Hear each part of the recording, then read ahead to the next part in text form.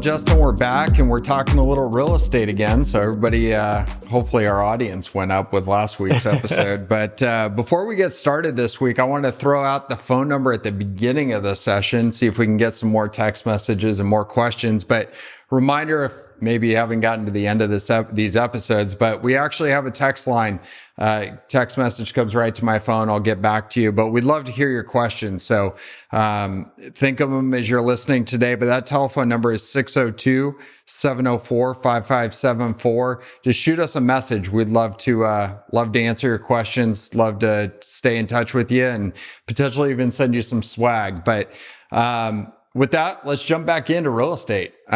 We went over kind of different things, different topics about real estate, where to invest, where not to invest, how you can invest, public markets, private markets, types of properties, etc. And one thing that we got to towards the end of the session and started to realize is okay, that's great. Now we know we can actually go invest in these things. How do we even start the process for understanding, are we actually getting what we deserve out of an investment, and whether that's going directly to purchase a property on our own? How do we go about the due diligence there? Or even if we're outsourcing that, we're going to go invest in a partnership or hire a manager to identify a property. So kind of really broadly open-ended, but maybe do a little revisit for us, Justin, of what are the different types of investments? And then maybe even could filter from there. How do you access those investments in those couple different ways? Sure, I'll start there. So repeating a lot of what we talked about last week, going into the different types, probably what's most familiar with folks is residential real estate. So residential, we all probably, hopefully, anyone listening to this podcast is an inhabitant of residential real estate. Maybe it's a multi-family unit, an apartment building, a condo building in a city center somewhere or elsewhere. It doesn't have to be that, or a single family home. Those are all versions of residential real estate. How you invest in those we'll get into, but those are versions of residential real estate. Then moving on down, think about commercial property. So this building we're in would fall into the commercial property. Commercial property is generally housed. The tenants of commercial property are businesses of some way, shape, or form. Maybe it's a service-oriented business. Maybe it's a retail-oriented business. Those are things more down on street level that are opening up their doors to the public walking by and trying to sell goods and maybe services there. And then industrial. So think industrial has become very, very popular, but a big example, a really good example of that is the Amazons of the world. So Amazon has become a very big tenant and owner of industrial real estate. Think the big warehouses they need to house all the millions of products that they have. Not only do they have huge warehouses outside of city centers, but they have more localized warehouses that are smaller and more focused within cities, so they can get the goods to your door in a faster way. And that's not even to touch on, and we're not really going to get into like farmland and more esoteric forms of real estate. That's kind of beyond the scope of what we're trying to accomplish here. But residential, multifamily type is one area we'll spend a decent amount of time on. Commercial, industrial, I think those are the big three areas of real estate that we're going to focus on. And then just to add to it, this discussion today, and I'm getting into the access piece of it a little bit, but this discussion today is going to be heavily focused more on the private market side of things as opposed to the public market side. Everything we're talking about generally can be repeated or is replicable on either side of the market, but the big focus here is private real estate. Yeah, and I think that's a good point, because at least our philosophy still holds, right? In the public markets, you're still going to have information that's pretty efficient. You're going to know a lot about the different investments there.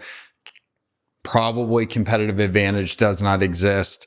But we move over to the private side. I mean, I just had a client shoot over a property this morning. I didn't know about that property. If I went to go get information on that property, probably not as easy to go get information on that property. Maybe I get slightly different information. So I think that's where the advantage starts to come in, but also the pitfalls, right? So let's start to talk now a little bit about, okay, this property came over. It's, a 10 unit complex. It's selling for $5.5 million.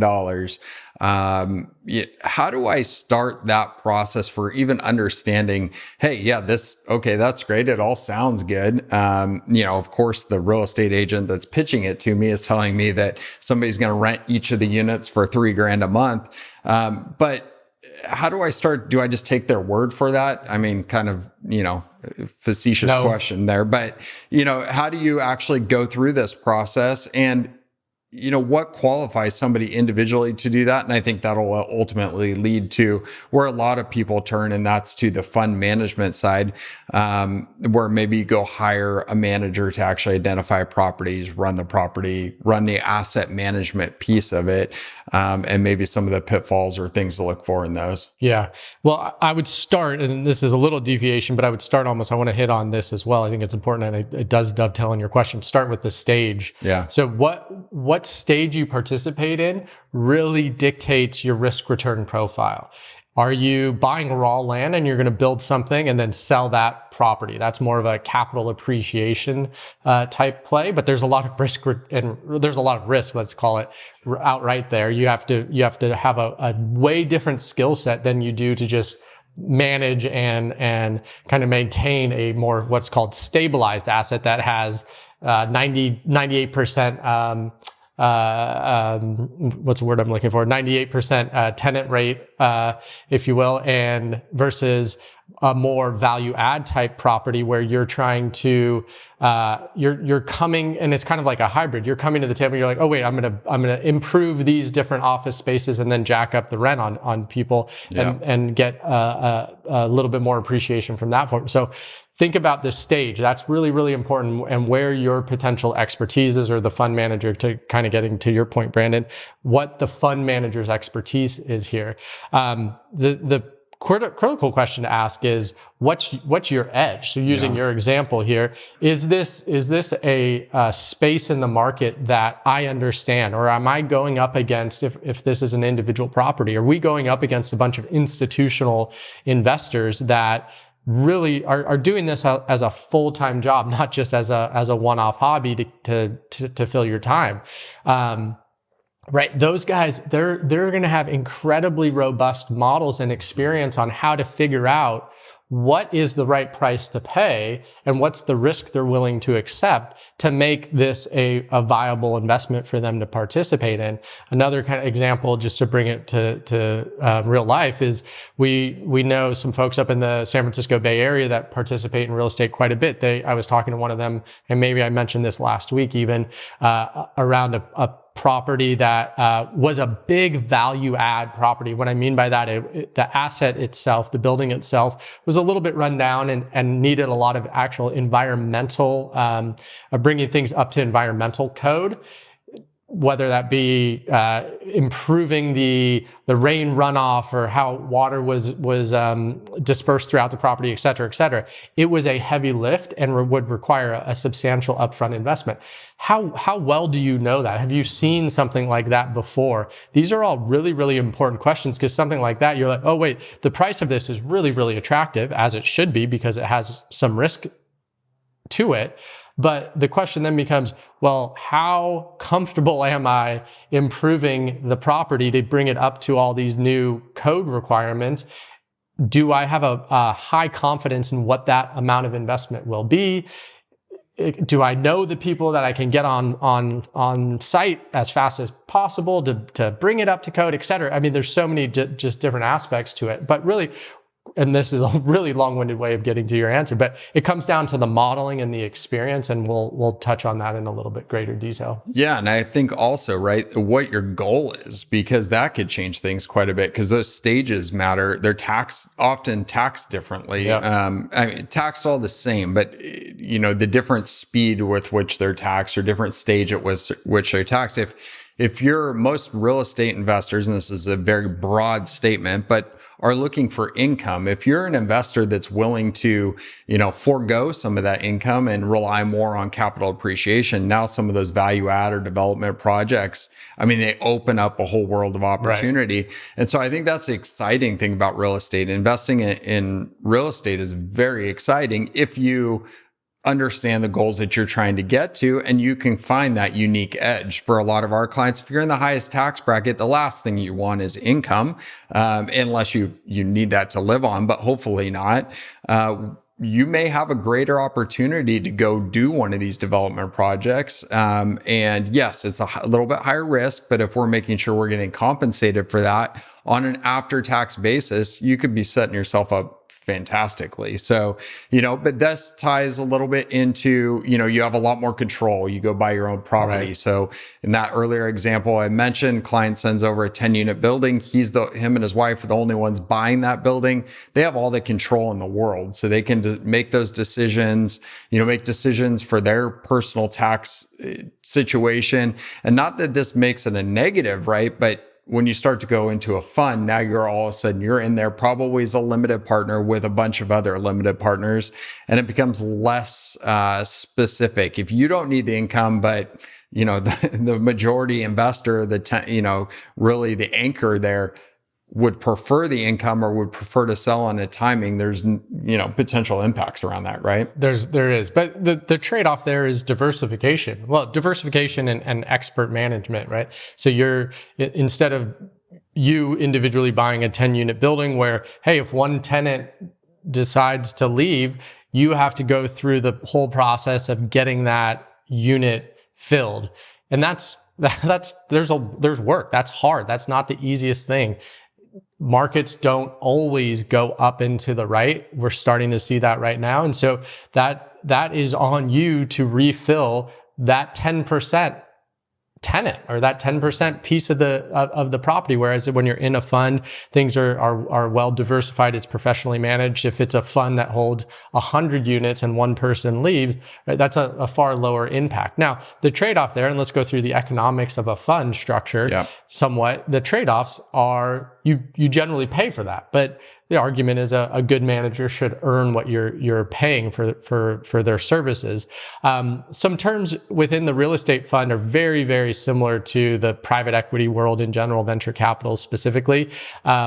There's something called promote. So that is a new term, but it's essentially the exact same thing as what's called carried interest in the private equity space. So promote is what the amount of profits or the amount of appreciation over and above the initial investment generally. Sometimes there's a hurdle rate there as well that the general partner or the manager of the real estate fund gets to keep. So let's say after all watermarks or hurdle rates are met, there's a $10 million total gain.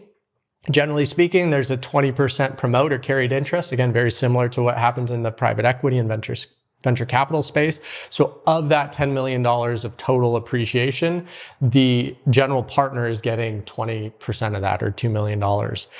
Some other critical things to think about within the fund structure, the economics of fund structure, like I said, hurdle rate. What does that mean? Well, if it's more of an income-oriented type asset, so generally speaking, a common hurdle rate in the industry is an 8% hurdle rate. The general partner is not going to participate until the limited partner earns at least that 8% rate. So they get 100% of the income, as an example, up to that hurdle rate, up to that 8%, again, using common industry levels.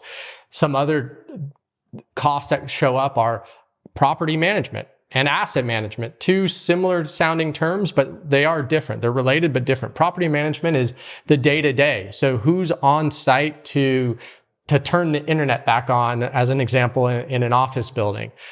Who's that property manager dealing with the sink bursting in the bathroom, as an example, versus the asset manager is thinking a little bit more strategically long-term. If you're buying a piece of property that's value add and you need to redo 20% of the units to bring them up to more modern standards, well, they're planning through all of that. And they're saying, okay, well, we need X amount of capital to make those improvements. We'll do these 2 units today, and we'll do these 2 units 6 months from now, and really map out that strategic game plan. So, but they all cost something. They're not going to work for free. Property management costs something, and generally it's a percentage of the overall income from a property management standpoint, an asset management standpoint can be pretty varied. And then if you're buying a property on your own, you have to make the decision, hey, do you want to manage this yourself, or are you going to pay somebody? Do you want to get on a plane and go see a piece of property you own in Denver? If you happen to live in Phoenix, as an example, right? These are all costs that really come into play. Yeah. And I think those costs a lot of times are what get ignored, right? It's like, you don't think about the flight costs. I mean, I just looked at a flight to Boston. It's going to cost $1,000 to fly out there. You start to think about these variable expenses, and they all go into your robust model, whether you're evaluating a single property or you're evaluating the fund, like you said. So I think there are trade-offs on both sides. Neither one of them is a slam dunk yes or no. There's probably room for both in your portfolio. It's just figuring out exactly what your goals are, what your priorities are, and tying it all together with that. And I think the last thing I'll say, around the manager due diligence, like anything else, there are specialties, right? You're going to go to people. If you're getting your elbow fixed, you're going to a couple people. You're getting your knee fixed, you're going to probably a couple different people. So, it's just the same in real estate. If you're trying to purchase a property in Texas, right, there are probably people that know Texas better than the person that's up in Washington, and you're purchasing a property in Washington. So there's local to it. There's different. We went through the different types of property. There are people that specialize in industrial. We were just with a really successful real estate investor this last week, and he talked about, he spent the last however many years really focused on industrial, and he feels like that market might be changing. So now he's got to reinvent himself. So I think there are real niche specialties within those that we all have to pay attention to. And then there's the power of leverage, right? And let's just touch on this really quickly before we wrap up. And if we get more questions, we can bring another episode to fruition. But, how the leverage gets dealt with is so important as well. Making sure you have the right banking relationships so that you can get the best terms possible. And then at the end of the day, we also know leverage makes the real estate investment sing to an extent, right? Oh yeah, most definitely. And what type of leverage too? So you mentioned your banking relationship, getting the best rate possible. Do you get a variable rate, or is that all they'll give you? At what point in time can you get a fixed rate?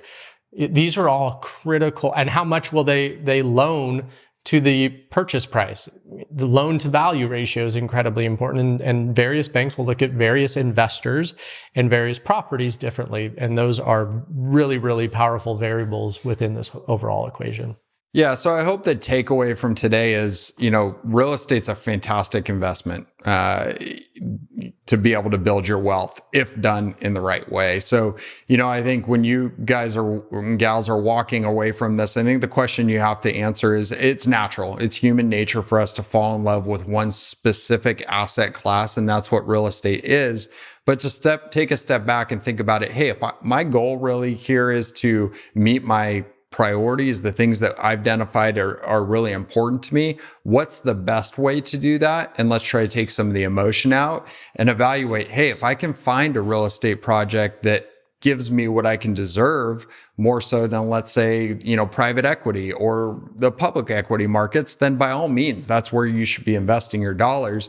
But let's be really honest and make sure that we're actually achieving that. So that's the question you should be asking yourself. That's the big takeaway. And then rely on your advisors. I mean, this is something that people like us should be helping you work your way through. If your advisor's not doing that for you, I think that's a whole other issue. But this is a big part of your wealth. And if you want it to be a part of your financial structure, then just make sure you're doing it the right way. But we'll close out. We've kind of rambled on a little bit here. It's real estate, man. Yeah, I know it's real estate. But we would love to hear from you, like I mentioned at the top. So 602-704-5574 is that number. You can shoot me a text, get right back to you. Would love to know the follow-up questions, see if we need to go another episode. My guess is real estate we'll probably revisit here, at least in the near future. But until next time, own your wealth, make an impact, and always be a pro.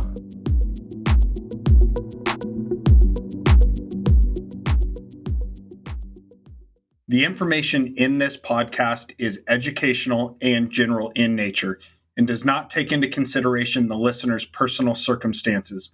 Therefore, it is not intended to be a substitute for specific individualized financial, legal, or tax advice. To determine which strategies or investments may be suitable for you, consult the appropriate qualified professional prior to making a final decision.